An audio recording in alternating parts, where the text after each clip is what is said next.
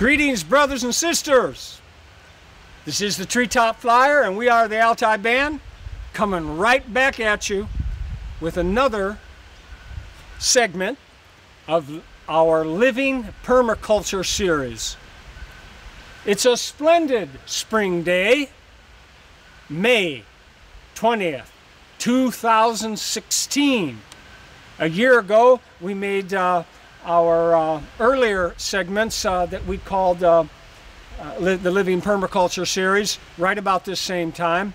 So it's a new spring, a new gardening season, and we wanted to share some more permaculture methods and things for you to add to your self-sufficient, sustainable lifestyle.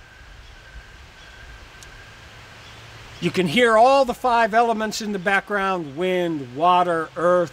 We got it all happening today. We had some very, very warm, unusually record warm weather earlier in this month and in the very end of April, which allowed an earlier start for all the food growing and gardening things to happen this year. And then it turned cold and rainy on us again this last week, back down to 40 degrees.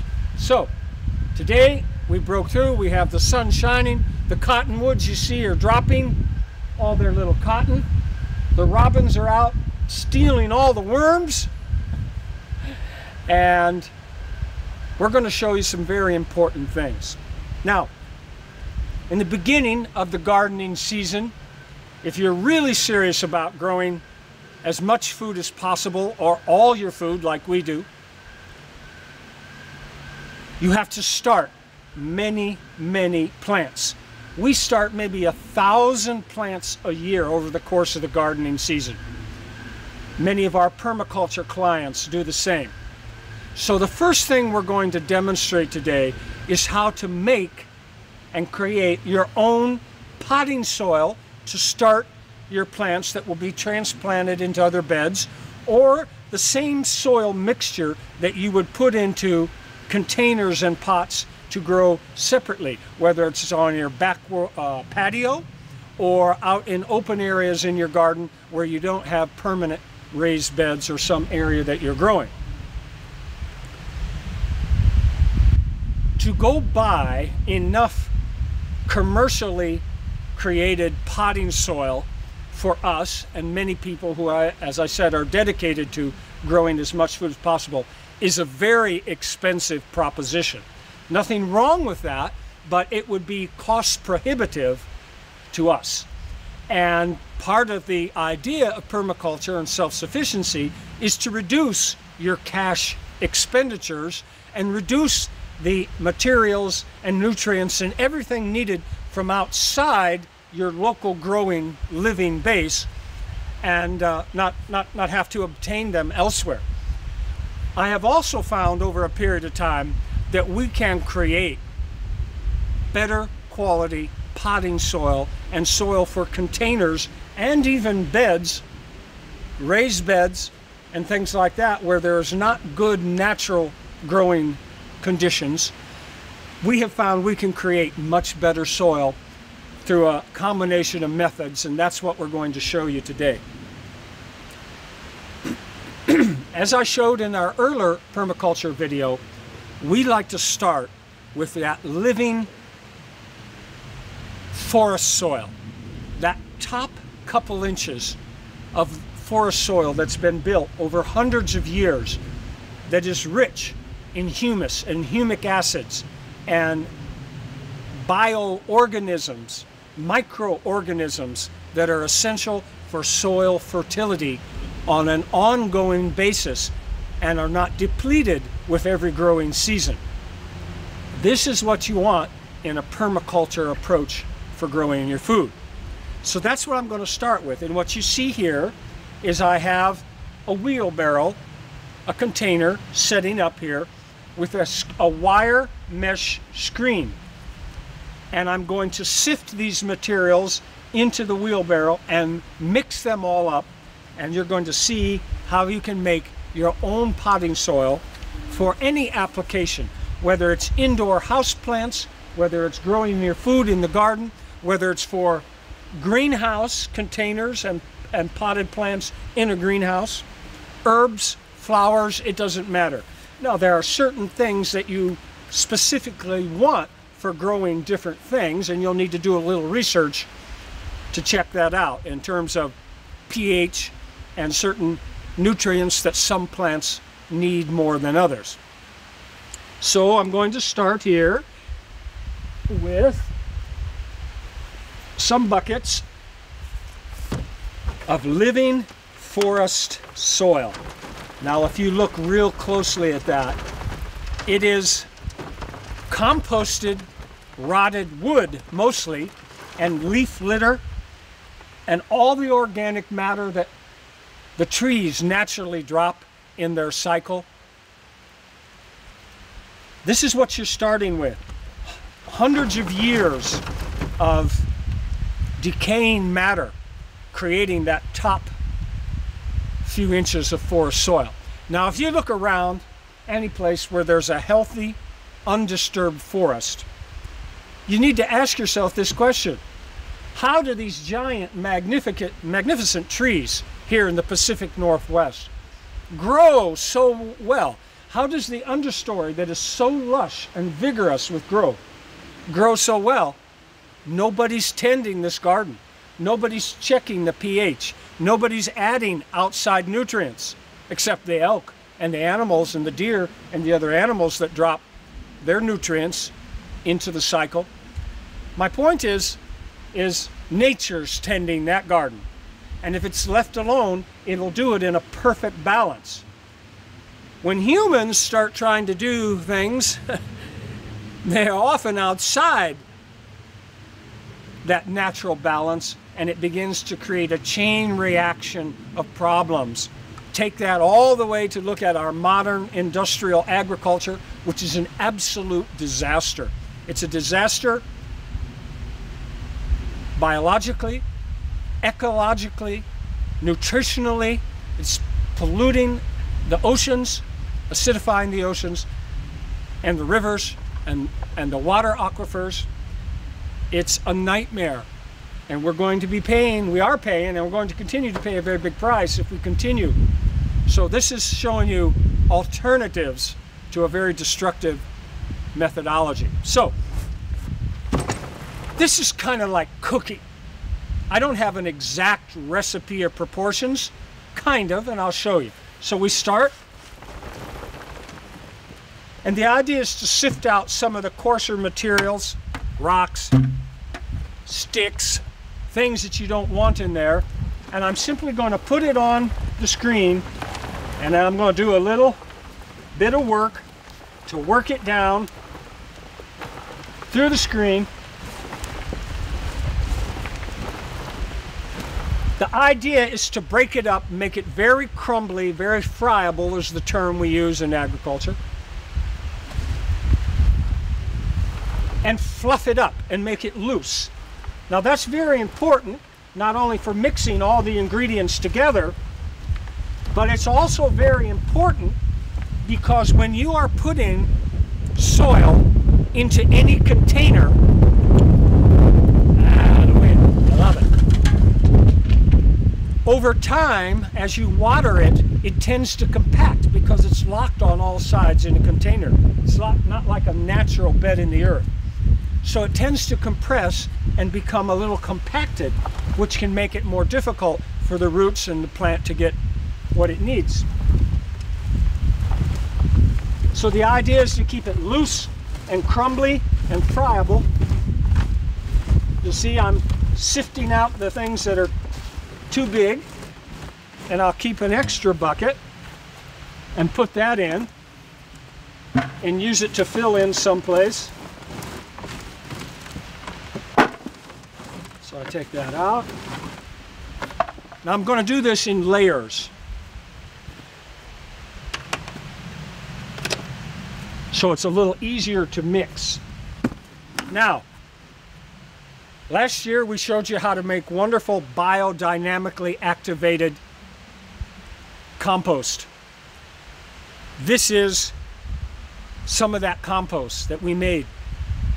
with activated biodynamic elk brew and all that stuff that we showed you how to do. It's full of earthworms, which means the earthworm castings have, look at that, many earthworms in there. Unfortunately, some of them get squished as we put it into here, but this is pure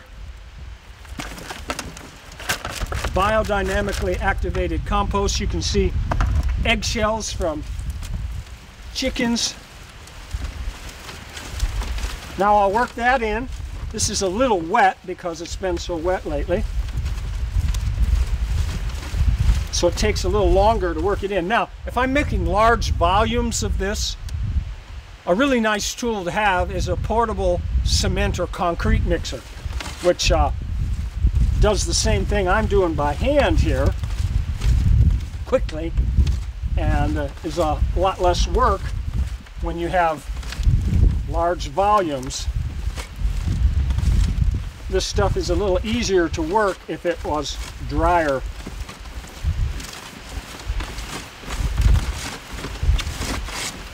But you work it in, you break up any clumps.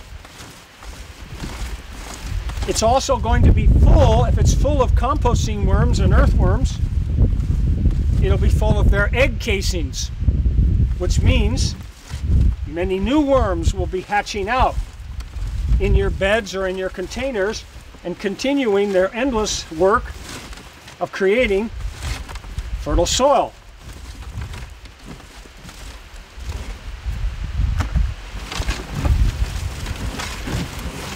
Okay, so I put some of that in. Now I've got another bucket of soil that I've specifically selected because it has a little more mineralization, a little bit more sand, and in this case actually some volcanic pumice. I went up near the volcanoes and find places in the forest around the volcanoes here in the Pacific Northwest where there are deposits of very fine, broken down, bioactivated pumice, like fine little granules that, when one of the volcanoes erupted, deposited them in layers, and then the forest grew on top of it and created the natural living forest soil on top of it, and it tends to all break down and kind of mix together in a very rich combination. Now this is wonderful because what this does is it makes sure you have good drainage, and it adds some important mineralization and nutrients that come from one of Mother Nature's fertility engines, which is volcanism. That's nature's fertilizer, one of nature's fertilizers that gets spread all over the planet when volcanoes do their thing. Which is another example of living permaculture, because when nature acts, it is never out of balance. It is always in balance and self-correcting imbalances. So when a volcano goes off, people might say, oh, it's tremendously destructive. Not really. It may seem to destroy the area right around it, but it's recreating the fertility cycle and recreating the landscape at the same time. So it has destruction and chaos on one hand and recreation on the other. This is how nature works. You can't break it apart and only look at one aspect of its behavior. You will get an improper conclusion if you do that.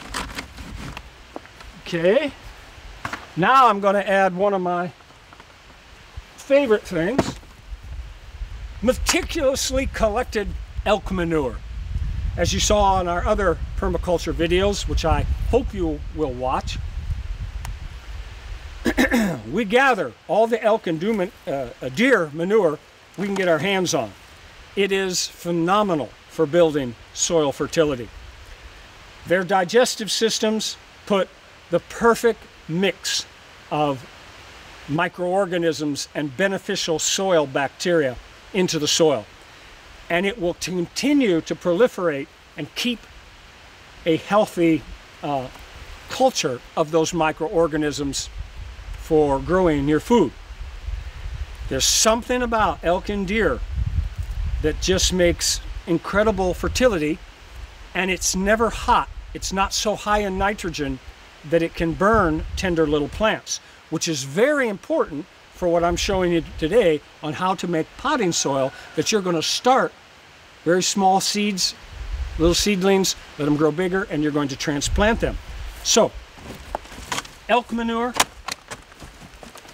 put a little of that in, meticulously gathered at only the right phase of the moon. Right now we're heading back toward the full moon, aren't we? We're getting pretty close. If you look in the forest where you have a healthy deer and elk population, you'll find that they are not random or chaotic in their movements and their meanderings. They follow trails which they create and manicure and prune as they eat their way around the forest. But there's a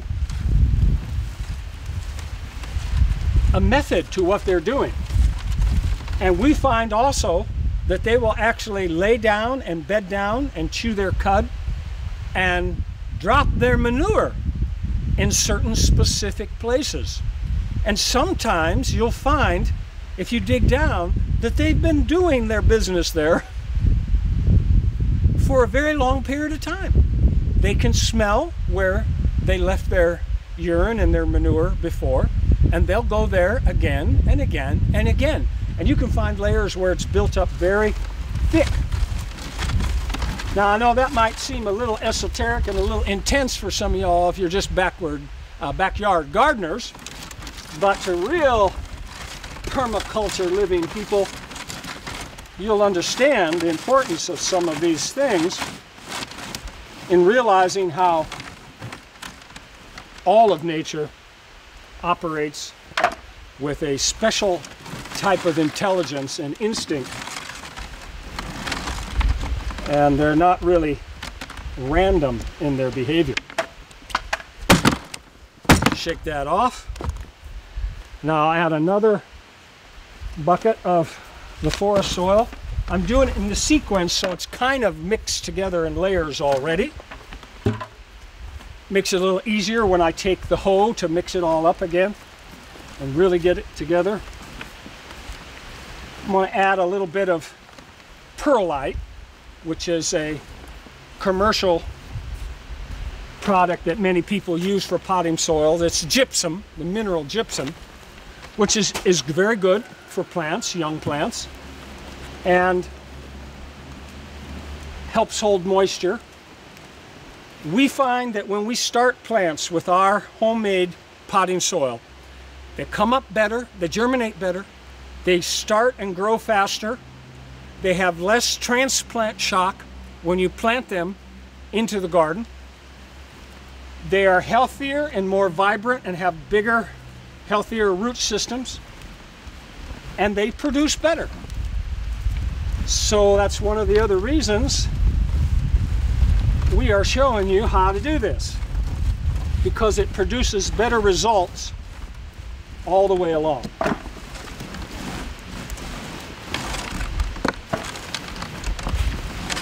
Okay. Now let's throw in a little bit of this perlite. Not too much. A little more compost. Now you can also take your formerly potted plants, soil, and recondition them by dumping them out and mixing them back in with new, fresh, nutrient-enhanced soil, so they'll grow better this season. If you take the same soil in a potted plant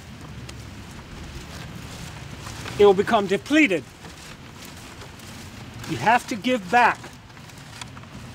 This is one of the things that is sadly missing in the understanding and consciousness of our modern taker culture.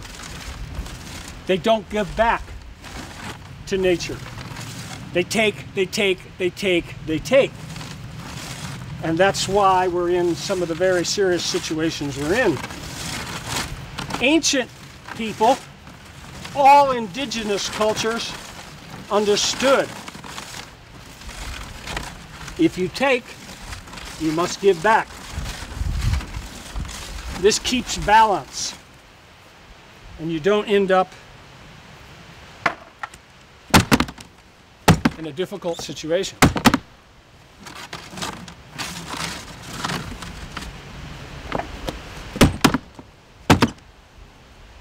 A little more elk droppings.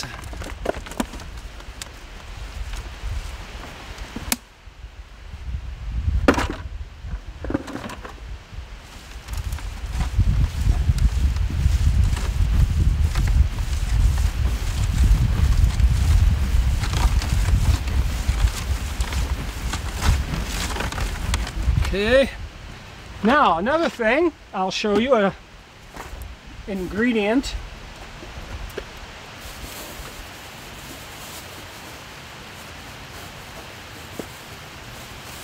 that's available for free. Spent coffee grounds. You know all those coffee shops out there that you just can't stay away from? They generally throw all this stuff away.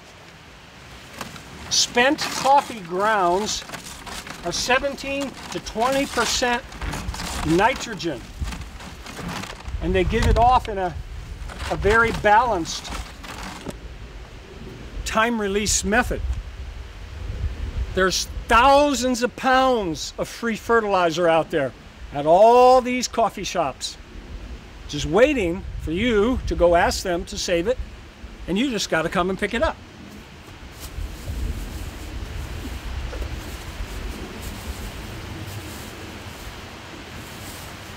If you were to go buy the equivalent fertilizer value in an organic fertilizer of 40 or 50 pounds of coffee grounds, you'll pay $40 or $50. So my point is, recycle, reuse, recycle, reuse. All this stuff is out there. All you got to do is go get it. Now we take a hoe and we mix it up.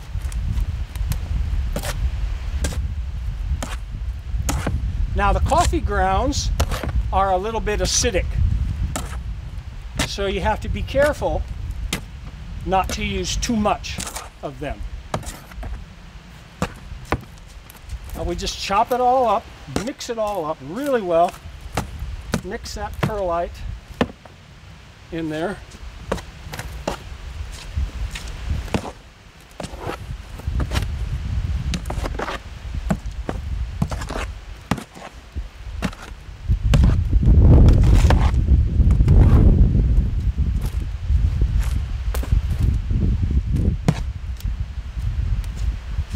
Very important to mix it well.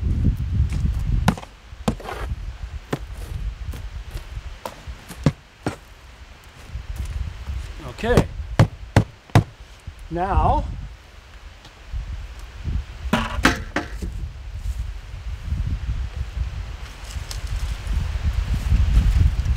take your flat, your tray,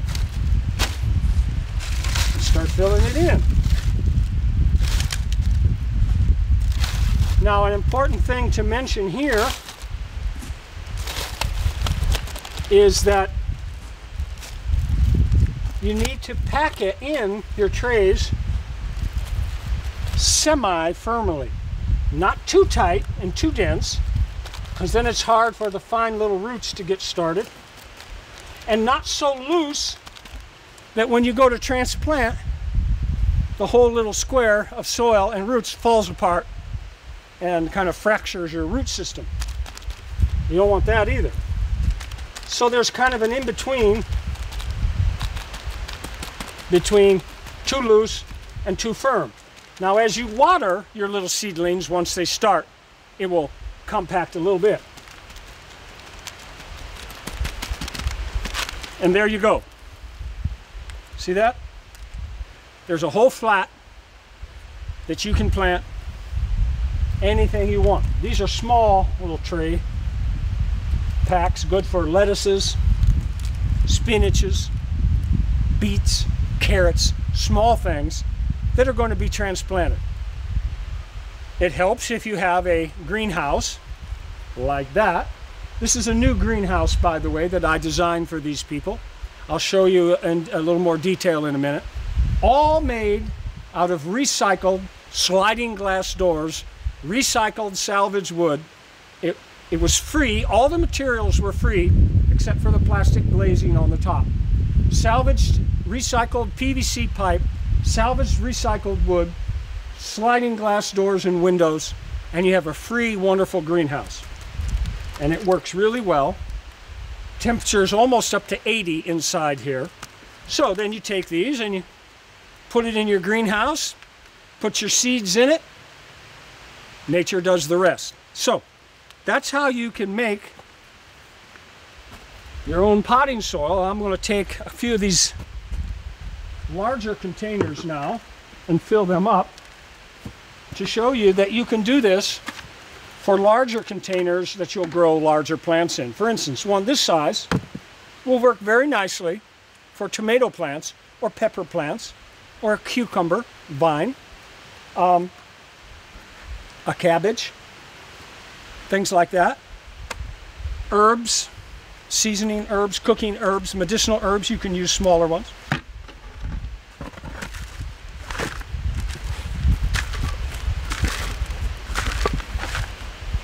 Don't fill them up all the way, because when you go to transplant your plant in, which you're starting from your smaller trays, you need to dig a little space in it and set it down in, and then put a little more soil on the top.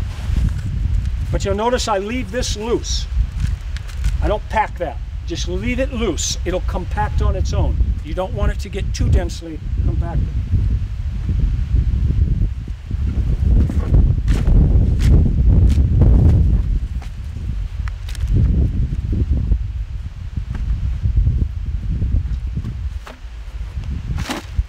We'll show you a little bit later how I've taken larger containers, 55-gallon plastic recycled barrels, cut them in half, and made large raised beds of sorts to grow cabbages and broccolis and cauliflowers and larger plants like that. And we're going to show you just how vigorous and healthy their growth is, even this early in the season.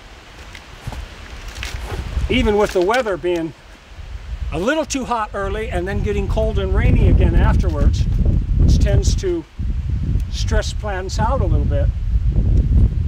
And then there's the explosion of slugs, our great nemesis of gardening in the Pacific Northwest, slugs. I'm just going to mix this up a little bit again and put it in other containers later. But you get the picture? Living for a soil, scraped off that top layer, sifted, compost, sifted, elk manure, sifted, some mineralized pumice type soil mixed in there. You could go get sand, washed fine sand, or very, very, very fine small gravel from a creek or a river bed and do the same thing I did there. But I find that pumice, that volcanic pumice, is really a nice thing to have in there. And that's essentially that. Now I could take this or a large quantity of this and start filling in raised beds that were constructed of any material. And we'll show you a little bit later some places, other places where we've done that. So, homemade potting soil, try it. I think you'll find that it works much better and will save you a lot of money. If you're going to do lots of it, get a little used cement mixer, tumbling cement mixer or concrete mixer. And now we're going to move on to another little chapter in permaculture methodology. Okay, the next thing we're going to demonstrate is how to make your own manure teas and compost teas and worm casting teas.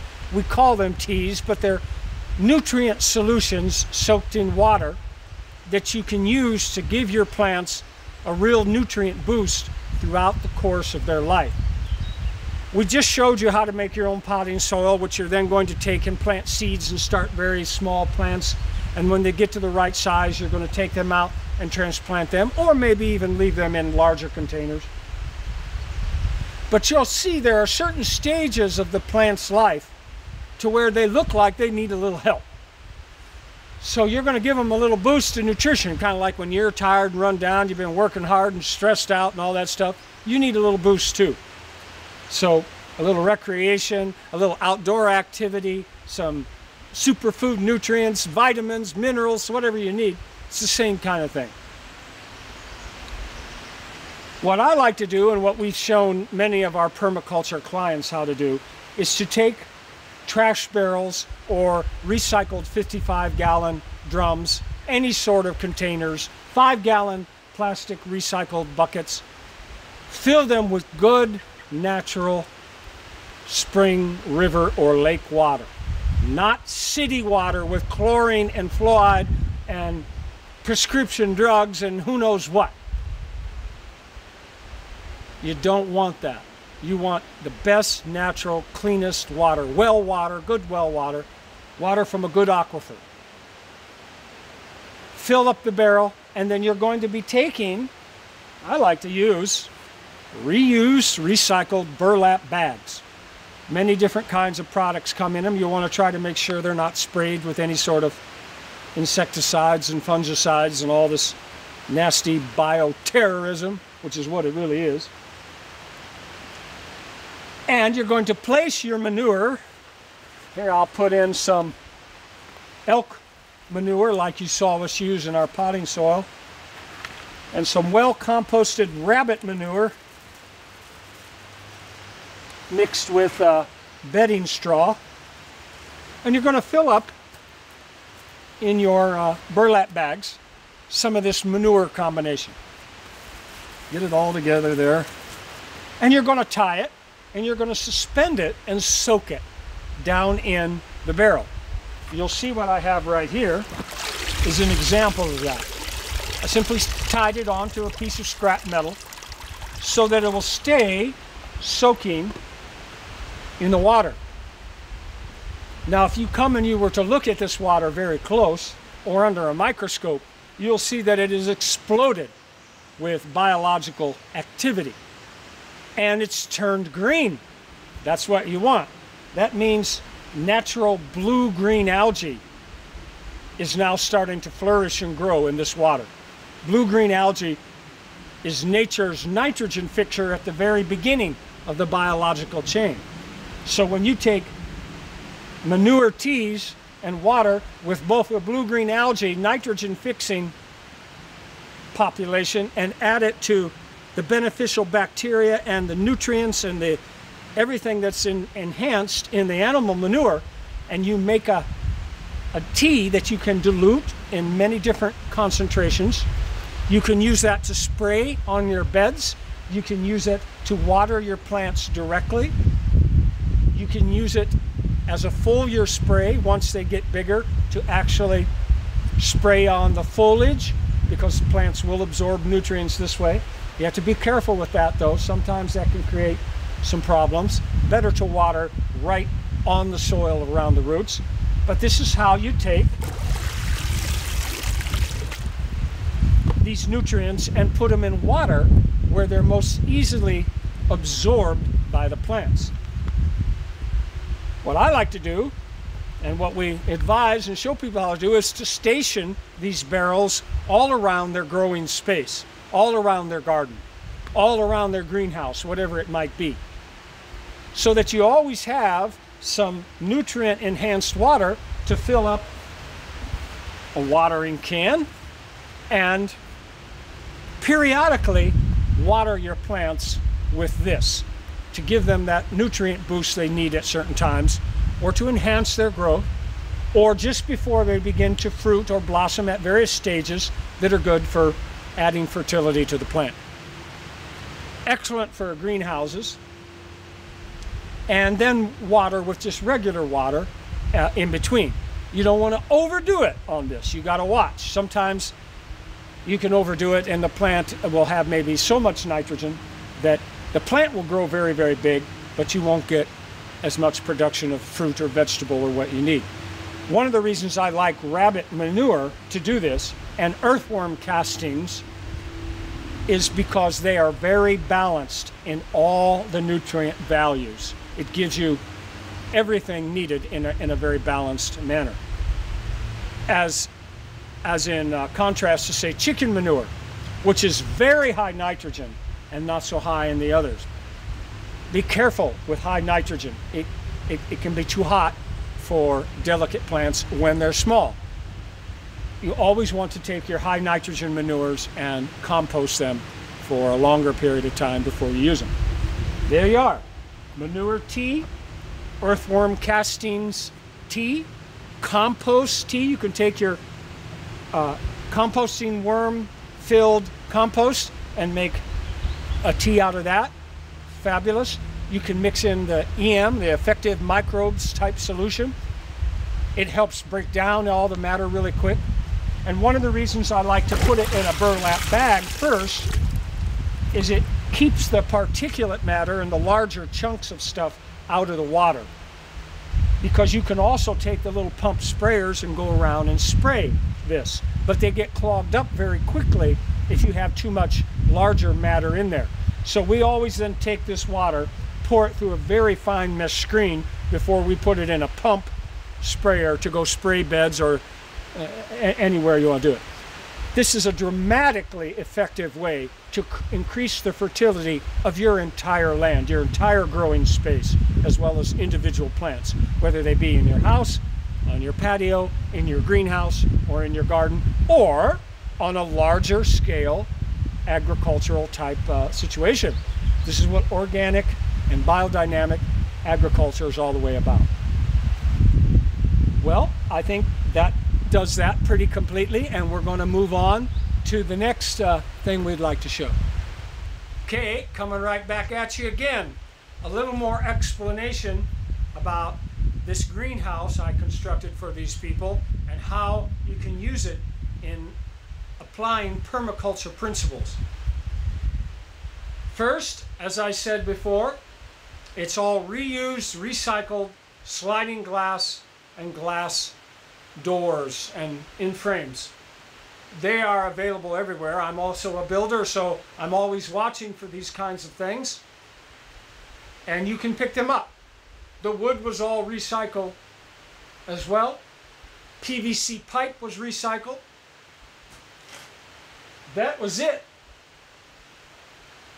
Only thing that needed to be purchased was the plastic glazing on the top. It's a 12-sided irregular polygon just because I put together what I had, and that's kind of the way it worked, staying in more or less an oval footprint. Why? That's why. Perhaps nature's most perfect shape.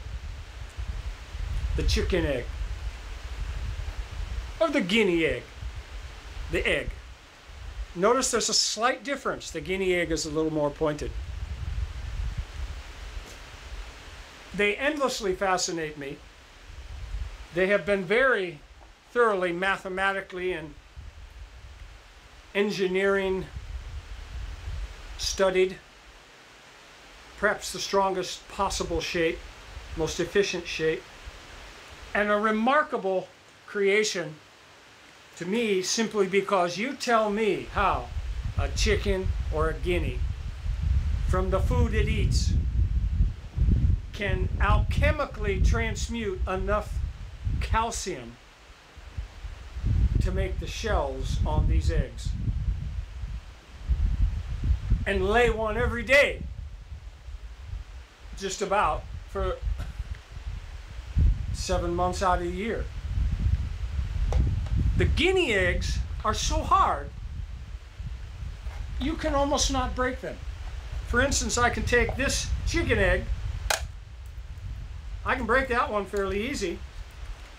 We'll eat it too. Save the shells. But you can't hardly do that. Ah, there you go. But you have to hit it much, much harder to break a guinea egg. And try sometime the little test of putting it between your palms of your hands and see if you can break it point to point. You can't.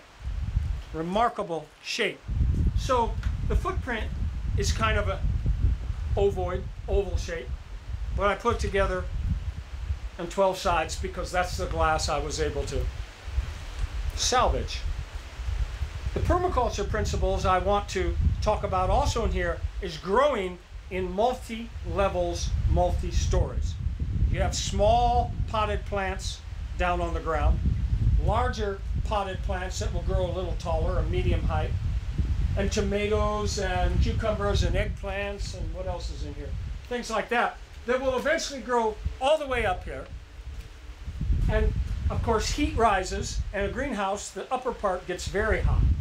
So you'll see up here at the top, I've placed in wire mesh screen hardware cloth to give a little flat zone for really heat-loving plants. It looks like there's what? Basils, maybe a couple of Thai basil and some basil plants up there. Some peppers that really love the heat. You put them up on the upper story. You'll see in here seedling plants that are going to be transplanted are growing on shelves in a center post so that you can still walk around and work around the outside and yet have things growing on multiple levels to utilize the maximum space possibility in this footprint and vertically as well. You'll also notice up here on the screen we cut nettles, dandelion greens, kale, chard, miner's lettuce, wild-crafted edibles, and we place them up on the screen and use the greenhouse as a natural solar dehydrator and dehydrate many hundreds of pounds of fresh green vegetable matter and pack it up and use it in soups and stews and teas all year round. So you got to take advantage of the early spring and early summer when these things are growing in great proliferation all around you. Harvest them in quantities, but what are you going to do with it? You can't eat all of it all the time, fresh and green. So dehydrating is one way you can put it up. We use the natural solar dehydrating capacity of the greenhouse to do that. The rest we put up in soups and stews and can them in various ways.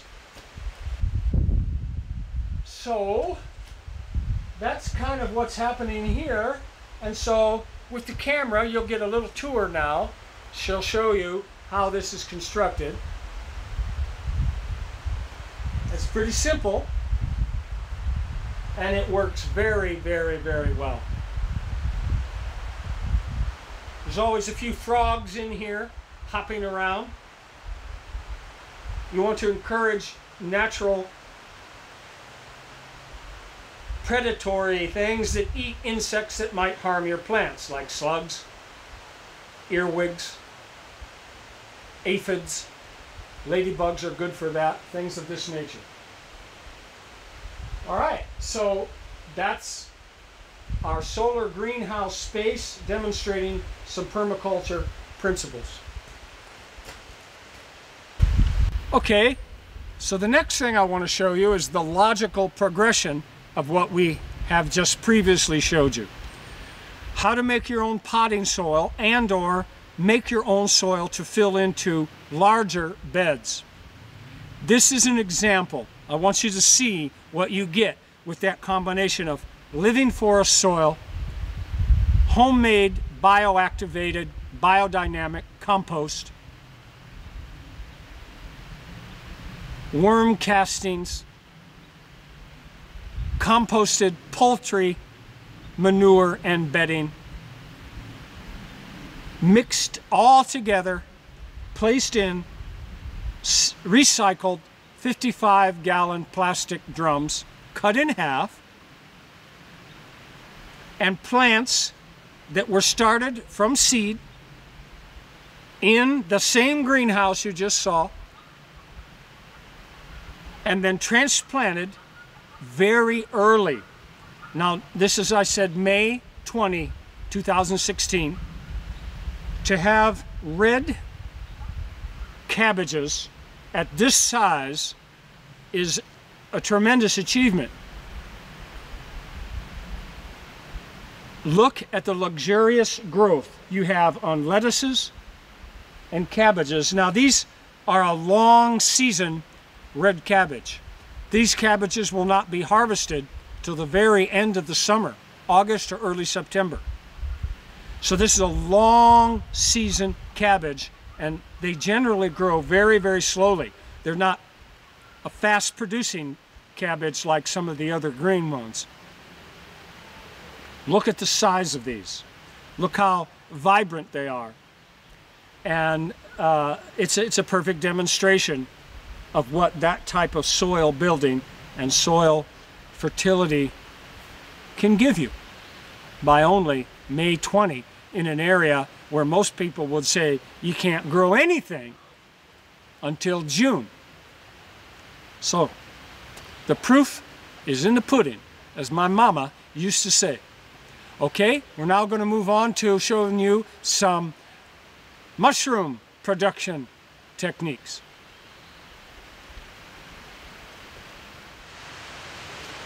Okay, for the next thing we'd like to share with you, the amazing fungi kingdom. Mushrooms, fungi, edible, medicinal. The fungi kingdom has absolutely fascinated me since I was a very young child and first began to study biology. And it should fascinate everyone because it's a creature that's somewhat in between the plant and animal kingdoms and functions a little bit like each, yet is neither. It's its own thing. And without this kingdom, there would be no living forest.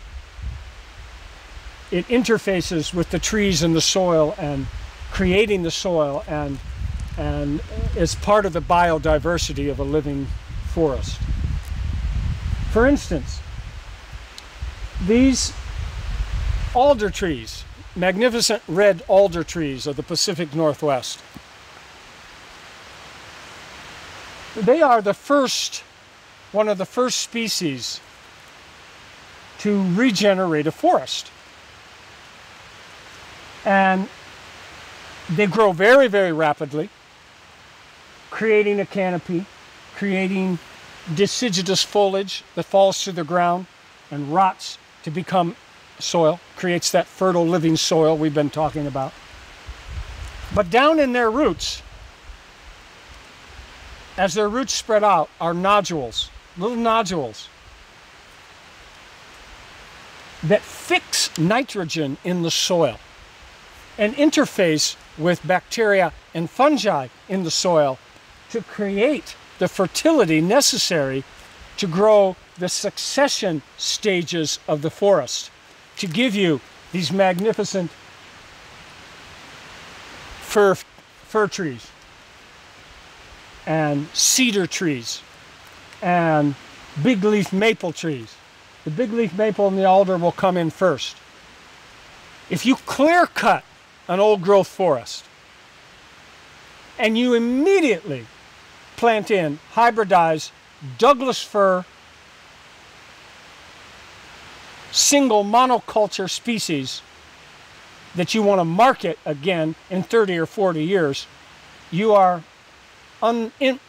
doing a very unwise thing to the forest and you're not following its natural succession and its stages.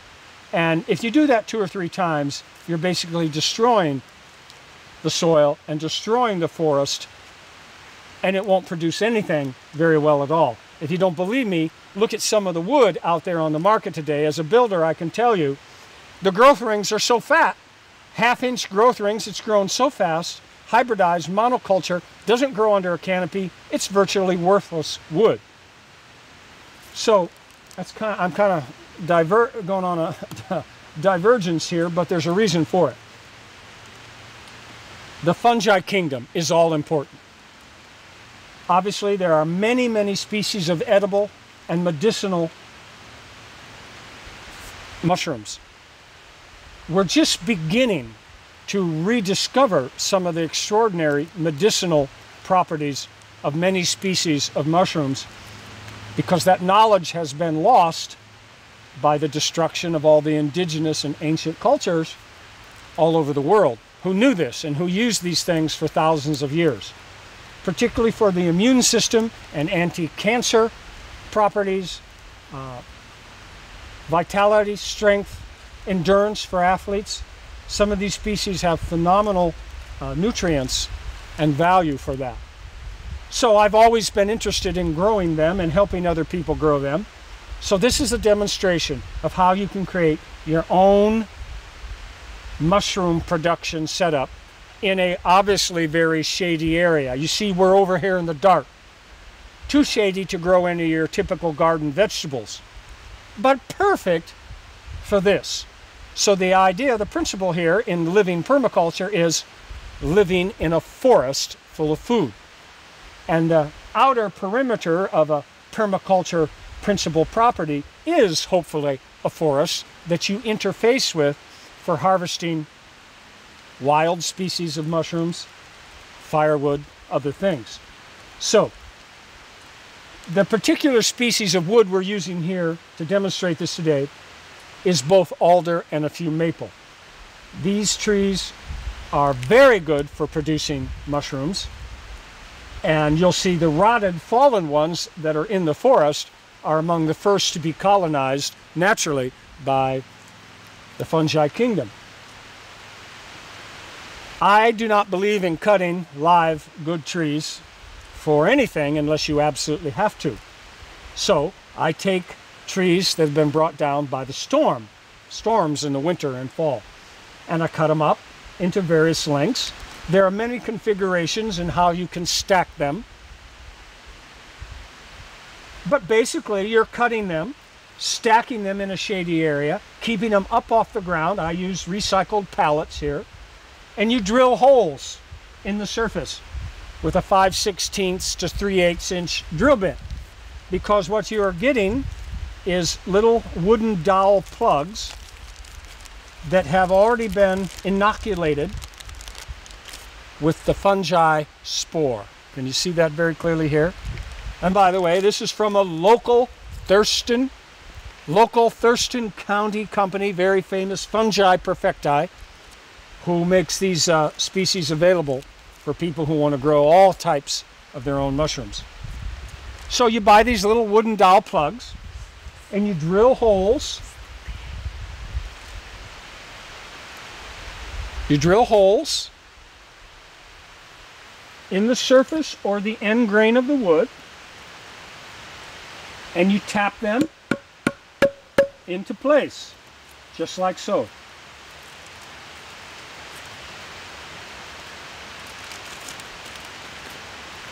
These right here are shiitakes, one of the most famous edible and medicinal mushrooms, highly regarded in Asia.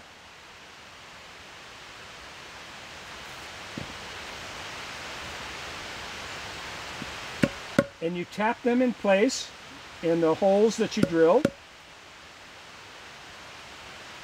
and then you seal it with beeswax. I'm not going to show that part, but it's very simple. You take beeswax, you put it in a glass jar, then put it in another pot with hot water. Bring the hot water to the boil, never directly the container with the wax in it. Use a secondary boiler. And you heat the wax up till it melts, and you take a paintbrush, and then you seal on top of all your holes. This helps keep out competing natural fungi spores that would try to colonize these same logs. The first three we have here are oyster edible mushrooms. The next three here are reishi, the royal king of edible and medicinal mushrooms, and then shiitakes. They're going to be growing other types here later, but this is just the demonstration we wanted to show you of how you do it. There are other ways to grow mushrooms on their own, but this is how you use logs to culture them. The oyster species should be producing by this fall. Shiitakes and rishis can take a little longer, sometimes 2 to 3 years. It's obviously very wet here and shady here, so you don't need to worry so much about watering them. But in other places, you need to keep them kind of wet. If you did not have a shady place, you can take shade cloth or another way of creating the shade, keeping the sun off them. But of course, mushrooms like it where it's wet and dark. So, there is an example of how you can create the edible and medicinal fungi kingdom to complement your vegetables, your fruits, and everything. The idea is complete sustainability, complete sustenance, everything you need. Food, medicine, what have you. So that's going to wrap up our Living Permaculture series for today. I hope you enjoyed it and you can apply these principles. I'm the Treetop Flyer. We are the Altai Band, and we'll be coming right back at you soon. Remember, always be prepared and expect the unexpected.